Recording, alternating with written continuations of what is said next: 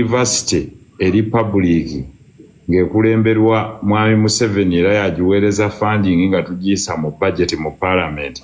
Lwaki bamukkiriza okwesimbawo yadde?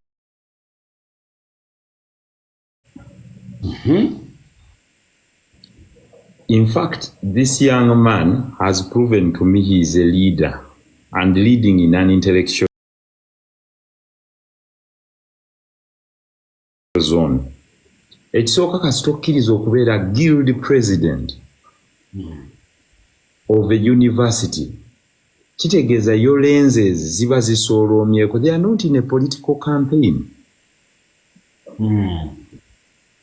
President Yoweri Kaguta Museveni, even if I don't agree with him, kufa kwa Sebaana Kizito nga ye yaliyo n'amubuuza ne mukono. Waliwo ne symposium yaliko Makerere naye yaliyo mu kiseera kye kimu nga n'oli gyali. Let me tell you, ebimu ku bisse ebyobufuzi bya Uganda wano kwe kubaamu n'abo bakajjajjatta abamala gayogera. Just talking rubbish. Why do you want to put the young man's self-esteem down? Omwana oyo agenze yeesimbyewo. Yes, whether you supported him or you did not support him, he is the guild president of the university. Ku independent sina ku kaadi ya kibiina kyonna. Badde yagira ku kaadi ya kibiina. Kubanga teriyo gwe bagamba nti running ye gwe yandisindiseeyo. In any case, it's a public sponsored university. I would like to comment on Churchill. The difference between me and everyone speaking, at least abaana abo nze chairman Nyanzi yali mukwano gwange. Abaana abo bakuze mbalaba. And Katonda amusaasidde. Yandiganye okufugibwa ku pressure okufuga amakaga agafugire ku kabampaano oyo bwe baateeka mu kibiina kyabwe. Radicalism, extremism, that when you go extreme, kiblindinga n'omuntu eyandibadde n'amagezi n'alabanga omusiru. That young man is there to welcome the head of state of a country. He's not welcoming the chairman of NRM for a political campaign. Era nja kusanyuka nnyo omwana oyo ng'ayaniriza ne ba other political leaders. Oba mubaka wa parliament wa kitundu, oba kakiiko ka parliament, oba speaker wa parliament, oba vice president, oba deputy speaker. By the way, kankubuulire abantu abasinga bakozesa hypocrisy. Kyogamba nti oludda oluvuganya oluliko ba members ba National Unity Platform. President Museveni bw'abazza okwadressinga State of the Nation address mu parliament tebajja. Lwaki tebasigalayo? I might at times disagree with the Mwami Nyanzi. Naye ku luno they are targeting his son for nothing. Yes, balina differences mu kibiina. The only irony is that he was part of the team yatandika ebyo politics wa blackmail. Kakati the reality is that that style of politics that silences the voices of reason has walked exactly into his home. Ne kumwana oyo, what do you want that young man to do? He's the leader of an institution. Aina guild council gyakulembera.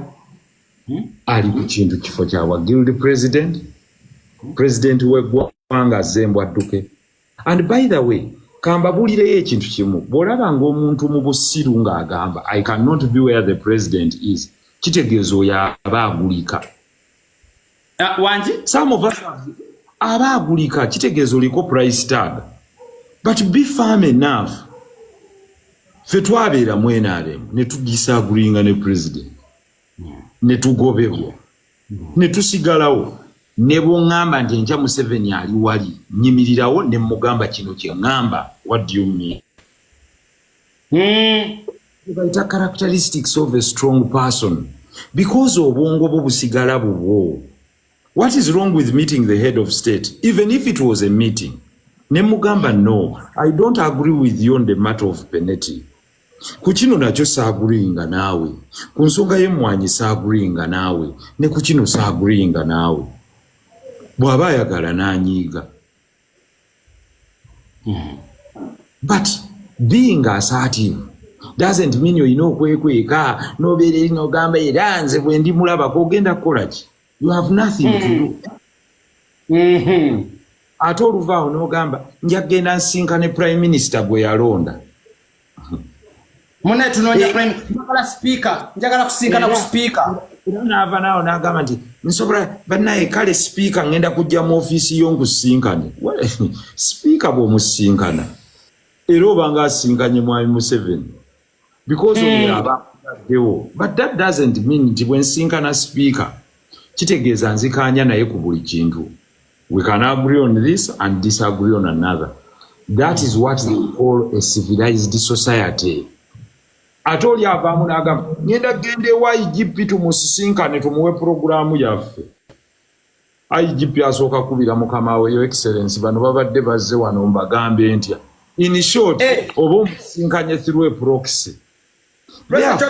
Tegeeza nti olwaleero gwe toyagala kusinkana president naye oba olinayo olukuŋŋaana ate n'ogende wa IGP. Oba omala budde oba omusinkanye ng'oyise mu muntu omulala. Oba osinkanye president ng'oyise mu muntu omulala. Bano oba olinako obosobola okusiruwaza.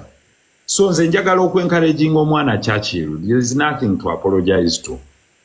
But maybe if your father feels offended kuba oli mwana oli kitaawo, bw'aba olaba kikkakkanya kitaawo, you can go and explain to your father and maybe to calm down his nerves, because I think he has that group of radicals abaali bamuwagira nga bakozesa blackmail. Kakati bwe baba nga batandise omushiftingako, probably kiyinza okukosa political career ye, because they chose to work with radicals that use less of brains and use more of blackmail. So, naye omwana ono, you can see that he was rightly selected by his peers. Ate, teyagendayo omwana oyo kubeera guild president because of a party. He's there to lead his fellow students. Era kwogera bintu baluma nga baana basomero, si ku representing a party interests in a university. Assuming ebitabo mu library tebiwera, oba abaana aba living out sente zaabwe tezijja, oba abasula on campus biri bwe biti ne bwe biti. And if he has to meet the president because he appropriates money for that university, so be it. Two, bw'aba agenda kwogera ku nsonga egamba nti listen, Your Excellency, abaana babagoba mu lecture room olw'okuba tebannamalayo fees. Era n'amugamba nti listen, waliwo abaana ABCD ne E bikwataganibwa ne struggle yammwe. Nti abaana 125 oba 3 tebannagraduatinga. As a result, marks zaabwe tebazirabanga. President n'akola directive abaana bali ne bagraduatinga. Eyo credit bagiwaani. Bagiwa guild president. Exactly. And value egenda waani. Why put down omwana oyo mumujjeko self-esteem ye okumulowoozesa nti buli asinkana oba n'aliraana president alina kuwa buguzi? That is lowering the self-esteem of this young intellectual. And it should not happen. That is why nakugamba nti water and oil tebiyinza kumixinga. You can not run intellectual politics n'omulaningira mu bantu abakozesa blackmail.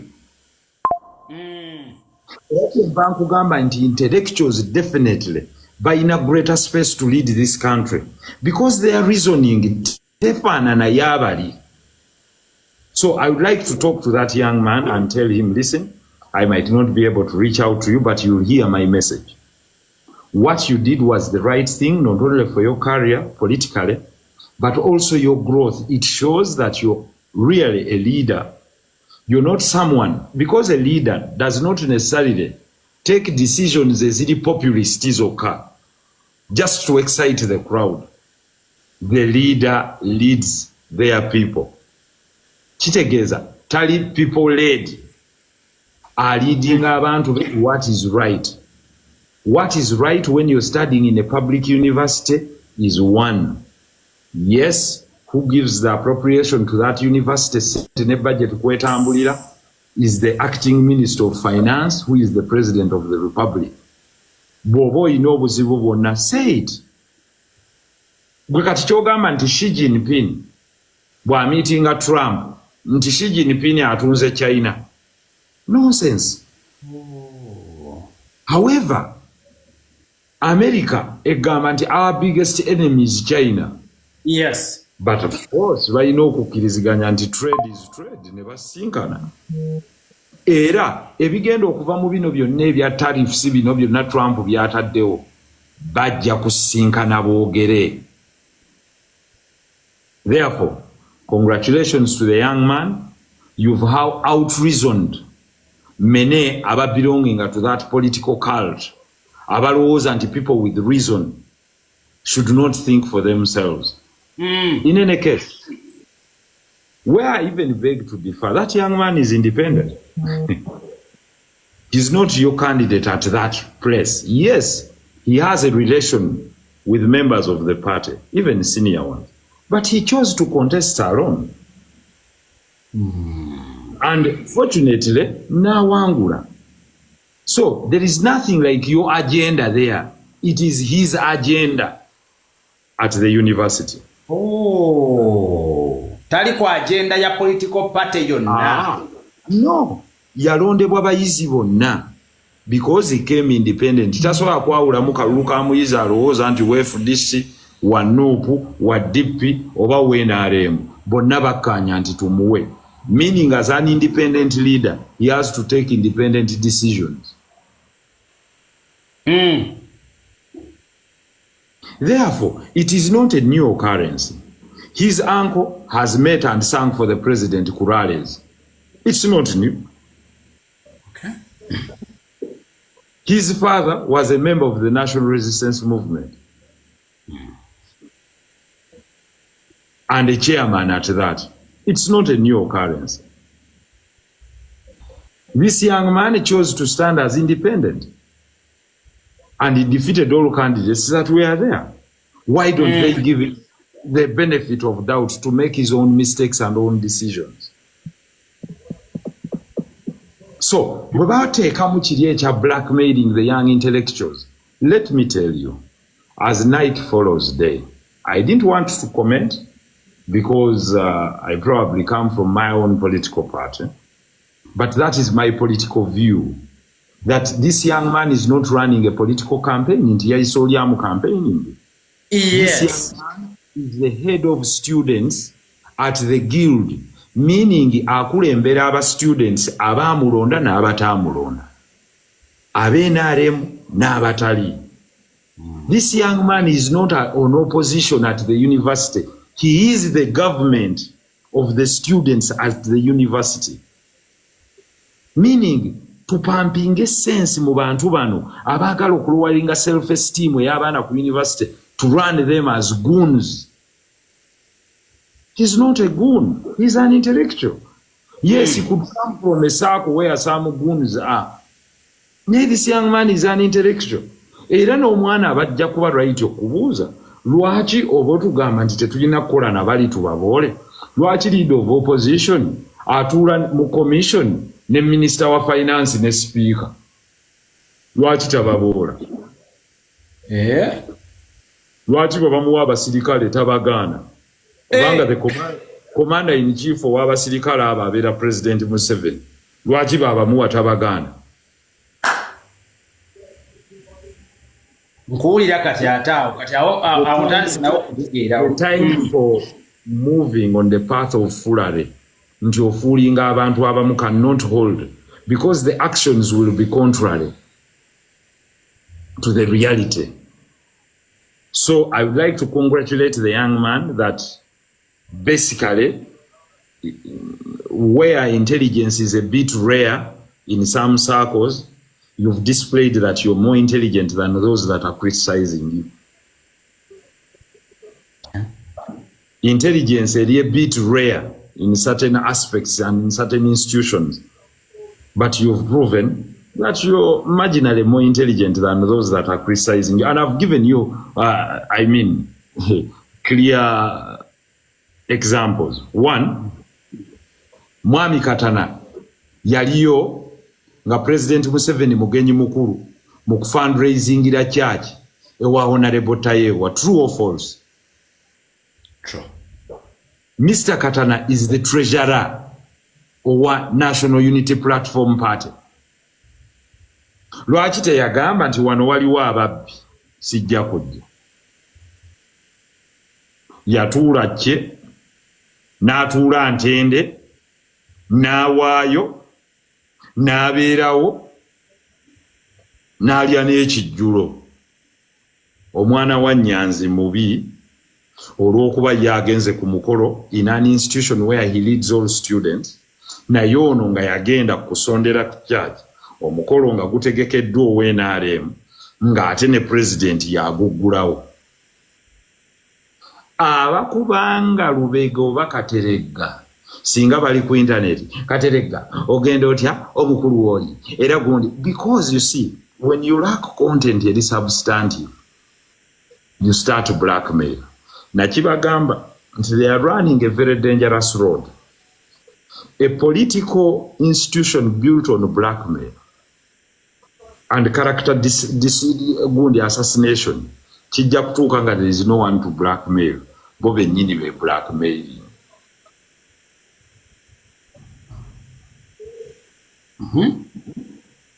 Nkizeemu ekyo. So yagadde mukimanye nti let the young man, he's still in school, commit his own mistakes. Are you trying to say nti olunaku lwe lulituuka ng'abakutte obuyinza balala nga ffe tuli in charge of Makerere University, let's say Revolutionary Front, nga wabaayo kibiina ekirala, let's say Democratic Party kirina opposition, nga giruliwayaga nze sisobola kubaawo nga head of state aze? Because the only thing you do is to resign, because you know this is a public university that is funded by the state. Oh, ekyandibadde ekyangu kwe kuresigninga. Genda mu university eyiyo n'okusomerayo tosomerayo, okimayo ki? Ate ogambye buli kimu kyafa. Kakati yo okimayo ki? Ani alonda vice chancellor? Ani alonda chancellor?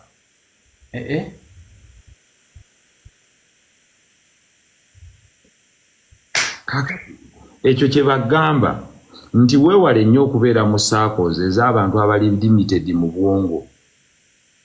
Because at the end of the day, ogenda committing error after error. Of course, omuzadde ku mwana we, we cannot blame them. Naye njagala okugamba nti Mwami Nyanzi has, I can't say he has had kuba oli mwana we, we have no powers over him. But being driven by sentiments to come and castigate your son on social media because oyinabo oyagala okusanyusa. Abo abatakwagala tebajja kukwagala era baali tebakwagala. Nagamba abantu omuntu atakwagala ajja kusigala nga takwagala. Era omuntu akwagala MC Mayor ajja kukwagala lubeerera. Nakumpi akuli wala.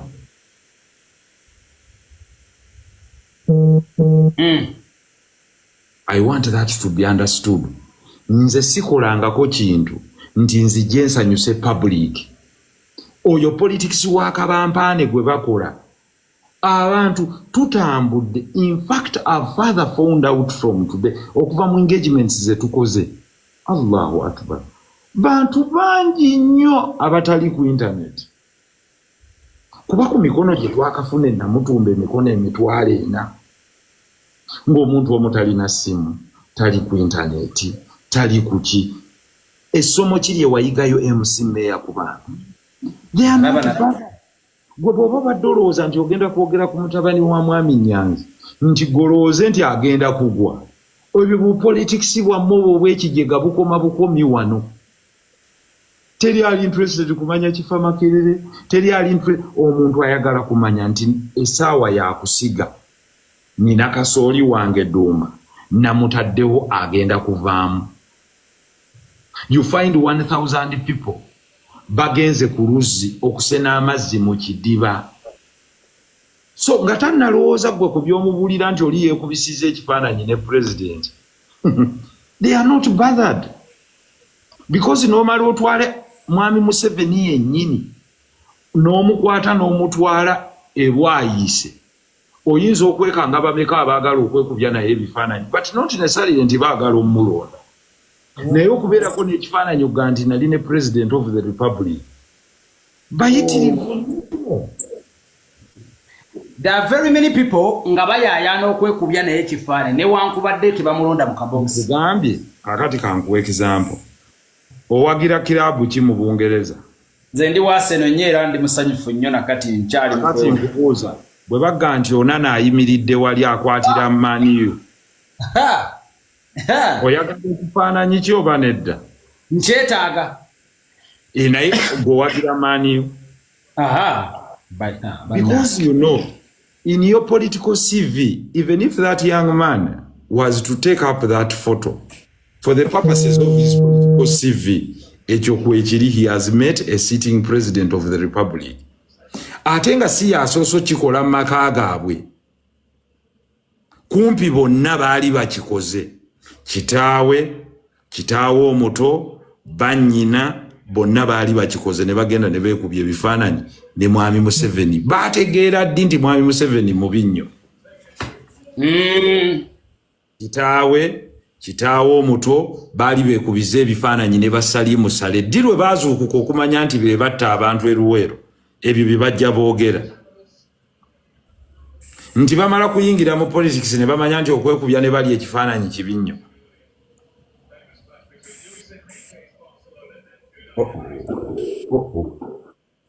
Nti kitaawe omuto baali byekubiza ebifaananyi ne mutabani w'omukulembeze baali bayimbiddeko lwale z'omukulembeze entungamu baali bayimbiddeko lwale za Uganda gundi meeting za Uganda police naye bamanya kolo baali amatu mazibe n'amaaso mazibe nga tebalaba nti ddala waliwo poliisi abantu beekwatira obwereere oba bakiroose buloose. Bonga teri yajja n'agamba wowe weekubiza ekifaananyi ku lumbe lwa Sebaana Kizito ng'okwata omukono gwa president wandigayinze sikwata mu batemu. They want to use the young people to play demonic politics which they can't actually do themselves.